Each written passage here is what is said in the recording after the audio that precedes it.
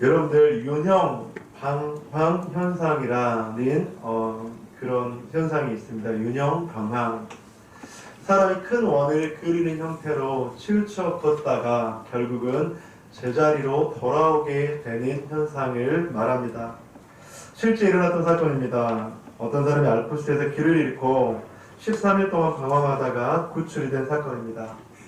그는 길을 잃고 길을 찾기 위해서 매일 12시간 이상을 걸었다고 합니다. 그런데 구출되고 나서 보니 그는 고작 반경 6km를 벗어나지 못하고 그 자리를 계속 맴돌았다고 하는 것이죠. 사람이 눈을 가리고 걸으면 20m가 조금 지나면 방향이 약간씩 삐뚤어지다가 100m 정도에서는 완전히 큰 원을 그리면서 돌게 된다고 합니다. 자기 생각, 자기 감각으로는 직선으로 똑바로 가는 것 같지만 실제로는 원을 그리며 진행하는 것을 원형 방황 현상이다, 그렇게 이야기합니다. 즉 자기 생각에 한정되어서 그 생각을 벗어나지 못하고 같은 자리를 맴돌며 잘못된 것을 반복하는 것을 의미하죠. 그런데 이런 유형 방황은 과학적으로 입증이 되었다고 해요. 독일의 막스 플랑크 연구소의 소만 박사팀인 실험 참가자 6명에게 GPS를 부착을 했다고 합니다. 그리고 숲속과 사막에서 목표 지점을 그렇게 주고 찾게 하였습니다. 이들은 해가 보일 때는 똑바로 가다가도 밤이 되자 방향을 잃고 헤매었다고 합니다. 그들은 계속 걸었으며 앞으로 가고 있다고 생각을 했죠. 그런데 결국은 큰 원을 그리며 그 자리에서 별로 나가지 못했다고 하는 것입니다. 사랑하는 성도님들, 우리 모두는 이런 유형 방황과 같은 그런 실패를 반복할 때가 있습니다. 그런데 왜 이런 실패를 반복하게 되는 것일까요? 한 번 실패했던 그 길로 자신도 모르게, 자기도 모르게 돌아가게 되기 때문이죠. 즉 익숙한 그 길에 이끌린 것입니다.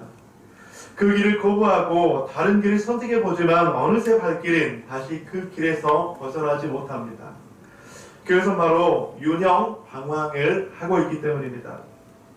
어떻게 보면 하나님을 믿는 사람이건 믿지 않는 사람이건 이 세상을 살아가는 모든 사람들은 이런 인생의 유형 방황을 하고 있는지도 모르겠습니다.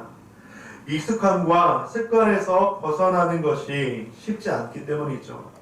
익숙한 습관, 그리고 주의에서 벗어나 깨어져야지 익숙함과 습관에서 벗어나 깨어졌을 때 바로 그것을 탈피할 수가 있는데 어쩌면 그렇게 깨어진다는 것이 아프기 때문에 어쩌면 그렇게 깨어진다는 것이 너무나도 어렵기 때문에 우리는 계속적으로 이런 유형 방황을 할 수밖에 없다고 하는 것이죠. 사랑하는 성도님들, 그런데 그 깨어짐이라는 것이 우리들의 힘만으로는 쉽지 않아요. 도움이 필요합니다. 여러분들, 누구의 어떤 도움이 필요할까요? 성경에서는 말합니다. 내가 산을 향하여 눈을 들리라. 나의 도움이 어디서 올까?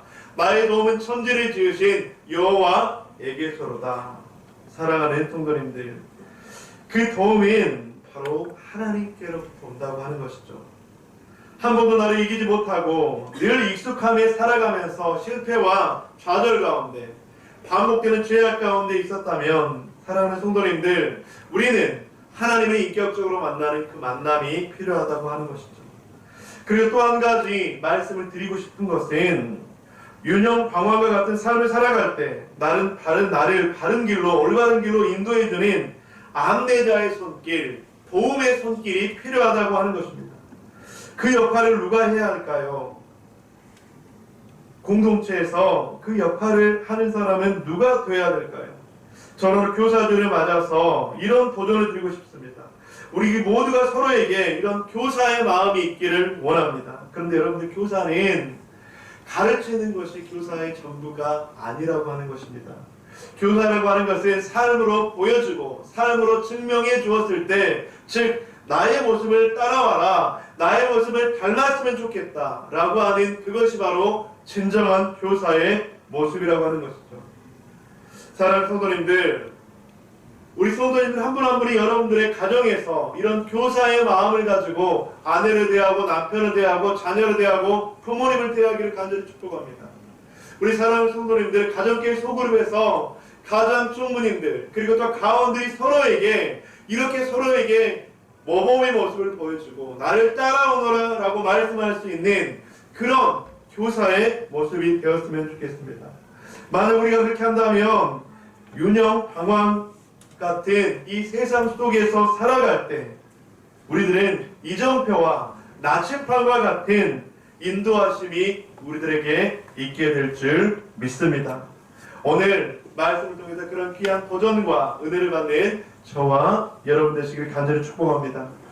오늘 말씀을 준비하면서 저는 성경에서 우리들에게 윤영, 방황과 같은 삶을 살아갈 때 삶의 교사의 모범을 보여주는 사람이 누구일까라고 고민하고 기도하면서 한 인물을 소개하고 싶습니다. 그것은 바로 엘리야와 엘리사입니다.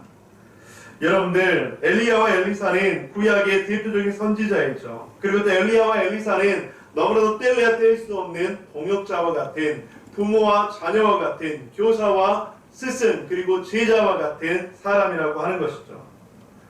여러분들, 우리가 잘 알다시피 엘리야 선지자는 바알 선지자들과의 그런 큰 싸움 속에서 바알 선지자들이 위험에 무릎 꿇지 않고 하나님의 신뢰함으로 말미암아 큰 승리를 경험한 사람이었습니다. 그런데 그는 하나님과의 자신과의 관계에서 큰 승리만을 가졌을 뿐만 아니라 바로 한 사람을 바로 세웠다고 하는 것이죠. 그것은 바로 엘리사라고 하는 자녀와도 같은, 제자와도 같은 한 사람을 세웠다고 하는 것이죠. 바로 신앙의 모범, 신앙의 모델, 신앙의 증명을 해서 바로 자신과 같은 한 사람 엘리사를 세우러 말미암아서 그 엘리사 한 사람인 하나님의 놀라운 일들을 감당했다고 하는 것입니다. 사랑하는 성도님들, 그렇다면 우리는 어떻게 하면 이런 믿음의 공동체에서 믿음의 모범과 믿음의 증명을 할 수 있을까? 우리들의 가정에서, 공동체에서, 우리들의 가정교회 소그룹에서 어떻게 하면 우리가 믿음의 증명을 하고 믿음의 모범이 되어서 나와 다른 또 다른 신앙의 한 사람을 만들어낼 수 있을까?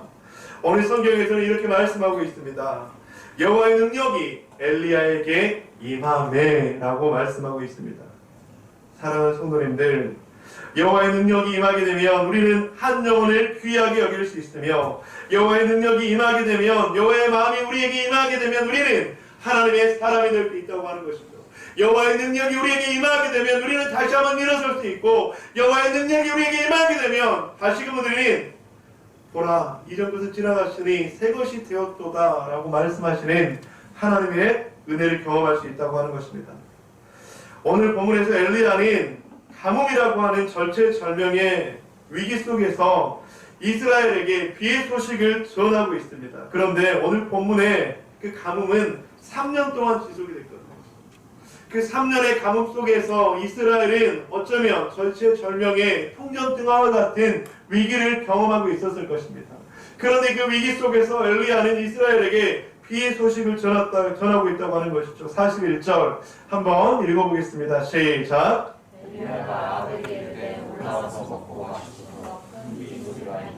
그리고 엘리야는 갈멜산 꼭대기에 올라가서 꿇어 엎드려 간구하며 기도합니다. 그런데 42절을 보면 엘리야가 어떻게 저렇게 모습으로 기도했을까라고 하는 그런 작은 웃음을 지을 수가 있는데 42절 한번 읽어주시기 바랍니다. 시작. 아니 먹고 마시고 올라가니라. 엘리야가 갈멜산 꼭대기로 올라가서 땅에 엎드려 그의 얼굴을 불 사이에 넣고. 여러분들 한번 42절을 자세히 보세요. 엘리야가 갈멜산 꼭대기로 올라갔는데 땅에 꿇어 엎드렸어요. 근데 그의 얼굴을 무릎 사이에 놓고 기도했다고 하는 거예요. 여러분들, 제가 예전에 한번 이 기도를 한번 따라서 흉내를 내봤는데 도저히 불가능한 기도 같아요. 여러분들 상상이 되십니까? 무릎 사이에 얼굴을 넣었다. 몸이 유연해서 그렇게 할 수 있었을까? 여러분들, 이 의미는 어떤 의미냐면 너무나도 절박함과 너무나도 간절한 기도의 모습을 이렇게 이야기하고 있습니다. 이것은 엘리야가 겸손하고 간절하게 기도하는 모습을 표현하고 있습니다. 여러분, 교사들을 맞으며 선생님들에게 그리고 더불어 모든 성도님들에게 하나님의 능력이 임하기를 원하는데, 그래서 하나님의 능력이 임해서 나를 통해서 그런 놀라운 하나님의 그 역사가, 능력이, 기적과도 같은 일들이 전달되었으면 좋겠는데 어떻게 하면 우리들에게 그런 하나님의 능력이 임할 수 있을까? 오늘 본문을 중심으로 세 가지를 여러분과 함께 좀 나누고 싶습니다. 첫째는 바라봄의 법칙입니다. 3절, 그의 사환에게 이르되 올라가 바다 쪽을 바라보라. 사랑하는 성도님들, 누구를 바라보는가에 따라서 그 사람의 인생이 결정되어지고 달라진다는 것을 여러분들 아십니까? 누구를 바라보고 누구를 따라가고 누구를 보는가에 따라서 그 사람의 인생은 놀랍게 달라진다고 하는 것이죠. 신앙도 마찬가지요, 가정도 마찬가지요, 직장에서 일터에서도 마찬가지라고 하는 것입니다. 오늘 본문에서 엘리야는 하나님의 능력을 믿고 기도합니다. 그리고 그는 바다 쪽을 바라보라 라고 이렇게 말씀을 하고 있습니다. 그런데 여러분들, 왜 바다 쪽을 바라보라고 했을까요? 바다 쪽을 바라본다고 하는 것은 여러분들 비가 올 때 과학적인 근거와 기상학적인 근거가 있습니다. 여러분, 태풍이 생길 때 어떻게 어디서 생기죠? 그것은 바다의 고온다습한 열대성 저기압으로부터 태풍은 생기게 되는 것이죠. 그런데 여러분들, 엘리야가 고온다습한 열대성 저기압이 저 멀리 바다에서 생기나 보자 라고 하는 것을 알고 있었을까요? 그렇지 못했을 것 같습니다. 과학적 근거, 기상학적 근거는 엘리야는 몰랐지만 비가 올 때 바다 쪽에서 시작된다는 것쯤은 알고 있었을 것입니다. 이것은 무엇을 말하는 것일까요? 엘리야는 믿음을 가지고 천지를 창조하시고 역사하시는 하나님을 의지하고 바라보았다고 하는 것이죠. 엘리야는 합리적 믿음이 아니라, 논리적 믿음이 아니라, 경험적 믿음이 아니라 비가 오면 바다 쪽에서 올 거야, 비가 오면 하나님께서 바다 쪽에서 구름을 보내주실 거야 라고 하는 믿음이 있었다고 하는 것입니다. 믿음은 바라는 것들의 실상이요 보이지 않는 것들의 증거다 라고 성경은 말씀합니다. 현실을 보는 것이 아니라 현실을 초월하신 하나님을 믿음의 눈으로 보는 것, 저는 공동체 식구들이 이 바라봄의 신앙을 갖기를 주님의 이름으로 간절히 축복합니다. 우리가 믿음으로 기도했다면 믿음의 기도에 반응하실 하나님을 바라보는 것이에요. 우리가 열심히 기도를 해요. 그런데 우리는 열심히 기도하며 하나님을 바라보는 것이 아니라 열심히 기도는 한다고 하지만 나의 방법과 나의 능력과 나의 지식으로 그 일들을 해결하려고 한다고 하는 때가 많다고 하는 것이죠. 사랑하는 성도님들, 우리가 믿음으로 기도했다면 믿음으로 역사하시는 하나님을 바라보는 저와 여러분 되시기를 간절히 축복합니다. 그런데 오늘 본문의 엘리야는 사환에게 바다를 바라보라, 바다를 바라보라 그렇게 말씀을 했습니다. 다음 세대들의 영혼을 책임지는 교사들, 그리고 우리 공동체 가정교회의 그 영혼들을 책임지는 가정 총무님들, 바라봄의 신앙을 가지고 영혼들을 섬기는 교사와 귀한 리더들이 되시기를 주님의 이름으로 간절히 축복합니다. 더모든교회를 통해서 역사하시는 하나님을 바라보십시오. 여러분들의 가정을 통해서 역사하시는 하나님을 바라보십시오. 여러분들 가정 가운데 하나님께서 일하시기를 원하십니까? 하나님께서 응답하시기를 원하십니까? 하나님께서 놀라운 하나님의 일들을 보여주기를 원하십니까? 우리는 그 하나님의 일들을 기대하고 기도하죠. 그런데 기도하는 것이 아니라, 기도에서 끝나는 것이 아니라, 그렇게 기도했다면 하나님께서 행하시니까 하나님을 바라봐야 된다고 하는 것이. 오늘 본문에서 엘리야는 그의 사환에게 그렇게 말씀합니다. 그의 사환에게 이르되 올라가 바다 쪽을 바라보라. 그가 올라가 바라보고 말하되 아무것도 없나이다. 당장 보면 아무것도 없어 보이지 않지만, 그래서 아무것도 없나이다 그런 말을 들을 수 있지만 믿음의 등을 들어 상황을 초월하신 그 하나님을 바라본다면 그때 하나님께서는 작은 놀라운 일들을 행하신다고 하는 것이죠. 나는 무엇을 바라보고 있습니까? 과학적 근거와 기상학적 근거가 아닌, 합리적 사고가 아닌 모든 것을 초월하신 하나님을 바라보며 나아갈 때 역사는 시작된다고 하는 것이죠. 오늘 교사주의 설교를 준비하면서 나에게는 나의 인생의 타임라인 가운데는 어떤 사람이 있었을까를 좀 생각해 봤습니다. 생각하면서 설교를 준비하면서 생각나는 한 사람이 있었는데, 정희황 선생님이라는 분입니다. 제가 20살 때 청년부에서 나를 가르치고 1대1로 양육해 주셨던 그 선생님이셨습니다. 물리치료사 선생님이셨어요. 그래서 제가 여러분들 저에 대해, 제가 배경에 대해서 저에 대해서 좀 이야기를 해드렸는데, 제가 고등학교를 졸업하고 나서 1년, 2년 동안 굉장히 좀 힘들었다, 방황했다, 그런 시간들을 가졌다고 했잖아요. 그런데 그때가 가장 방황하고 힘들었던 시기거든요. 대학 진학이 실패하고 또 실패하는, 그런데 그때 이 정희화라는 선생님께서 저를 양육해 주시고 기다려 주시고 인도해 주시고 기도해 주셨던, 그런데 참 이때 제가 인격적으로 하나님을 만났던 것 같아요. 인격적으로 하나님의 은혜를 경험하고 이때 하나님께서 주신 비전과 사명을 발견했던 그 시기였던 것 같습니다. 사랑하는 성도님들, 여러분들에겐 이런 영적 선생님이 있습니까?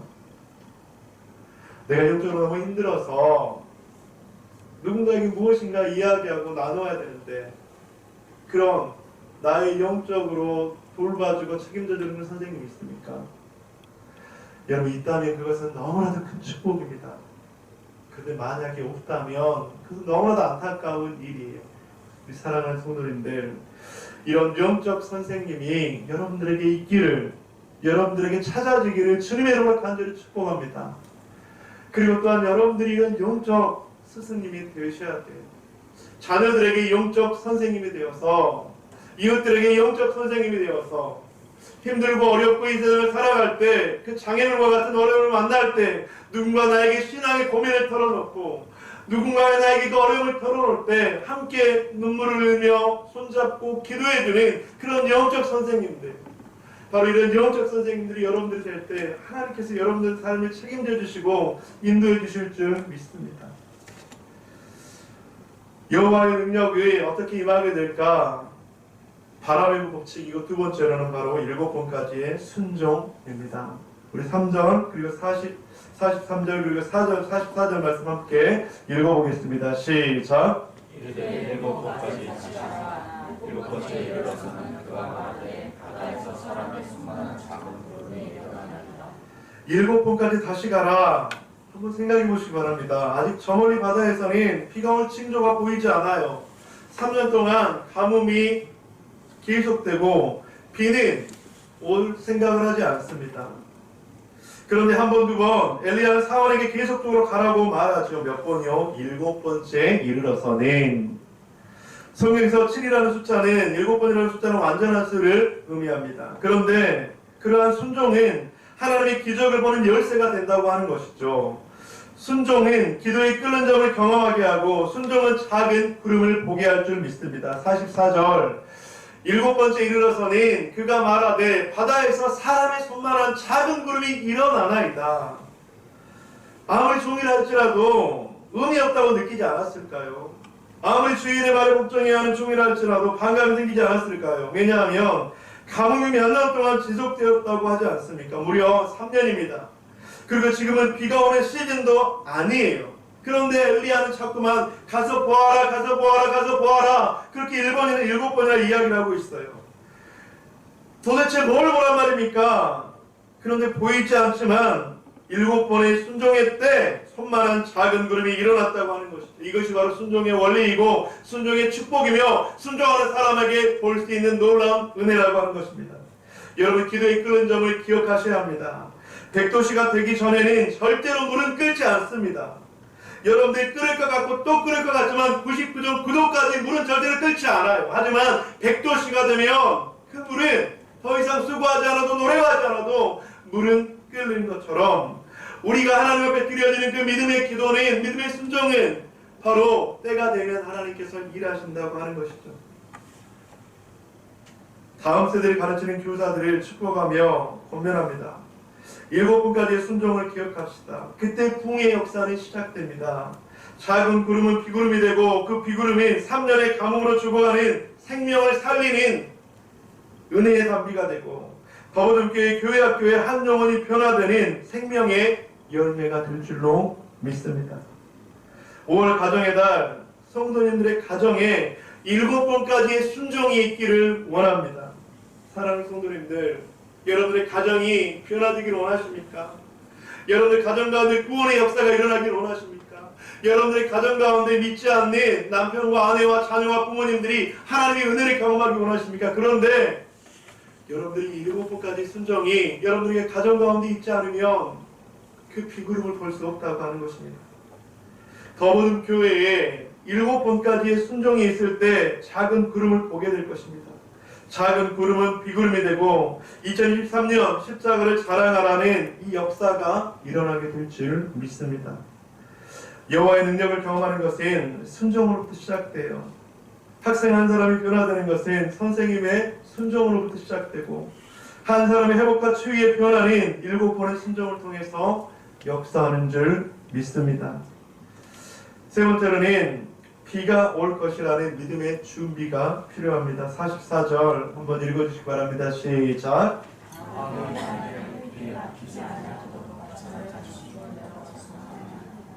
엘리야는 작은 구름을 보고 이제는 사원에게 바라보라고 더 이상 말하지 않습니다. 엘리야는 이제 아합에게 비에 막히지 않도록 마차를 갖추고 내려가라. 비가 올 것이니 비가 올 것에 대한 준비를 하라는 것이죠. 우리는 바라봄의 신앙 7번까지 순종을 했다면 이제 믿음의 준비를 해야 합니다. 더불어 가족 여러분, 코로나가 이제 우리들의 완전한 일상이 되었습니다. 이제 우리는 다음 세대를 위해서 준비해야 합니다. 그리고 더보름 교회를 이곳 가운데 세우신 하나님의 뜻과 목적과 비전을 생각하며 준비해야 합니다. 우리 각자 가정에 주실 축복과 은혜를 준비해야 합니다. 여러분, 그런데 왜 준비해야 될까요? 준비하지 않으면 비는요 홍수가 될 수 있기 때문이에요. 농사를 하면 가뭄에 대비하기 위해서 저수지를 만들죠. 여러분, 저수지의 역할이 무엇이죠? 비가 오지 않을 때 저수지의 물을 통해서 농사를 지을 수 있게 만들고, 또 비가 너무 많이 오면 이 저수지는 홍수를 방지하는 그런 역할을 감당합니다. 잘 생각해 보십시오. 3년의 가뭄이 지나고 비가 온다고 생각했을 때 빗물을 잘 사용할 수 있도록 준비를 해야죠. 어디 터진 곳은 없나, 어디 물이 셀 곳은 없나, 홍수가 나지 않도록 잘 저장을 해야죠. 여러분들, 교회는, 교회 학교는 어떻게 준비해야 될까요? 우리들의 가정은 어떻게 준비해야 될까요? 기도로 준비해야 합니다. 기도하지 않으면 3년 가뭄 후에 내린 비는 홍수가 될 수 있습니다. 기도로 준비하지 않으면, 말씀의 능력을 신뢰하며 준비하지 않으면 빗물을 절대로 저장할 수가 없습니다. 최선을 다해 한 영혼을 맞을 준비를 하고 그들에게 복음을 전해야 하는 것이죠. 그렇게 준비할 때 어떠한 역사가 일어납니까? 45절 함께 읽겠습니다. 시작. 조금의 구름과 바람이 일어나서 하늘이 캄캄해지며 비가 내리는 조금의 구름과 바람이 일어나서 하늘이 캄캄해지며 큰 비가 내리는지라. 사랑하는 더보름의 가족 여러분, 조금 후에 분명하게 비가 내리게 될 줄로 믿습니다. 가뭄은 계속되지 않습니다. 분명히 큰 비가 내리게 될 줄 믿습니다. 그 큰 비가 내릴 때 홍수가 되지 않고 물을 잘 저장하도록 준비하셔야 합니다. 저는 오늘 말씀에 3년 동안 이스라엘에게 임했던 가뭄을 다시 한번 생각해 보았습니다. 그런데 여러분들, 이스라엘에 3년 동안 비가 내리지 않아서 벌어졌던 가뭄, 그러면서 이 가뭄을 생각하면서 이런 가뭄을 또 한번 생각해 봤어요. 영적인 가뭄. 영적 가뭄은 무엇입니까? 하나님으로부터 공급을 받아야 하지만 받지 못하고, 하나님의 말씀으로 기도로 성장하고 성숙해야 하지만 멈추어 있고, 생명의 열매를 맺어야 하지만 맺지 못한다면 그것은 영적인 가뭄이 아니겠습니까? 사랑하는 더보름의 가족 여러분, 여러분들의 가정 가운데 영적 가뭄이 사라지기를 주님의 이름으로 간절히 축복합니다. 아멘. 여러분들의 가정 가운데 영적 가뭄이 사라졌으면 좋겠습니다. 여러분들, 영적 가뭄이 지속되면 영적 담비, 생명의 담비를 경험하지 못하고 생명의 열매를 맺을 수가 없어요. 여러분들의 가정교회 가운데, 가정교회 소그룹 가운데 영적 가뭄이 있다면 그 영적 가뭄이 물러나시기를 주님의 이름으로 간절히 축복합니다. 여러분들, 영적 가뭄이 있으면 생명의 담비를 경험하지 못해요. 그 생명의 담비를 경험하지 못하면 생명의 열매는 절대로 거둘 수가 없습니다. 영적 가뭄이 있다면 영적 가뭄에서 탈피하십시오. 나오십시오. 여러분들의 가정과 총무가 가원과의 관계 속에서 영적 가뭄을 주는 관계가 아니라 영적인 단비를 주는 새로운 생명을 주는 그런 관계가 되시기를 주님의 이름으로 간절히 축복합니다. 가정 총무가 가원들에게 영적인 생명을 공급해주는 축복의 통로가 되고, 가원들은 가정 총무에게 영적인 생명력을 공급해주는 축복의 통로가 되고, 여러분들 이럴 때 그 속에 생명의 단비를 통한 영적인 열매를 맺을 수가 있습니다. 우리는 생명의 열매를 맺어야 합니다. 하지만 맺지 못한다면 그것은 영적 가뭄이 되는 것이죠. 영적 가뭄이 있지 않도록 우리는 오늘 말씀을 기억해야 합니다. 바라봄의 신앙 7번까지의 순종, 그리고 비가 올 것에 대한 준비. 우리 사랑하는 성도님들, 교사주를 맞아서 우리 모두가 교사들, 그리고 우리들의 가정, 그리고 또 우리의 가정교회 소그룹이 이런 교사들이 되기를 소망합니다. 제가 예전에 있었던 교회에 있었던 일이에요. 예전에 있었던 교회에서 저기 길 앞에서, 제가 한 번쯤 예화를 들었던 것 같아요. 저기 길 앞에서 가정의 총무가 얼굴이 빨개져서 비틀비틀 걸어와요. 제가 얼른 그걸 피했어요. 왜냐하면 너무나도 서로 민망할 것 같으니까. 여러분들, 그것은 영적인 관계가 아니에요. 사랑하는 성도님들, 교사가 학생들에게 영적인 모델이 되고, 그리고 또 가정에서 부모가 자녀에게 영적인 모델이 되고, 가정교회 소그룹, 가정총무가 가운데에게 영적인 모델이 되고, 여러분 그 속에는 생명의 단비가 일어나고, 생명의 단비는 생명의 열매를 맺게 될 줄 믿습니다. 말씀을 마무리하도록 하겠습니다. 올 가정의 달, 특별히 교사들을 맞으며 우리는 한 영혼 한 영혼을 소중하게 여기고, 우리 더불어교회 가정과 교회 학교가 여호와의 능력을 경험하기를 원합니다. 어떻게 여호와의 능력을 경험해야 될까요? 첫째는 바라봄의 법칙입니다. 무엇을 바라보고 있습니까? 눈에 보이지 않아도 믿음의 눈으로 바라보셔야 합니다. 나에게 믿음의 눈 들어 주님을 바라보게 해달라고 간절히 기도해야 합니다. 나의 가정을, 교회를, 교회 학교를 믿음의 눈으로 바라보게 하옵소서라고 하는 바라봄의 법칙. 두 번째는 7번까지의 순종이 필요합니다. 하나님, 우리가 순종하게 하여 주옵소서. 하나님께 순종하게 하여 주옵소서.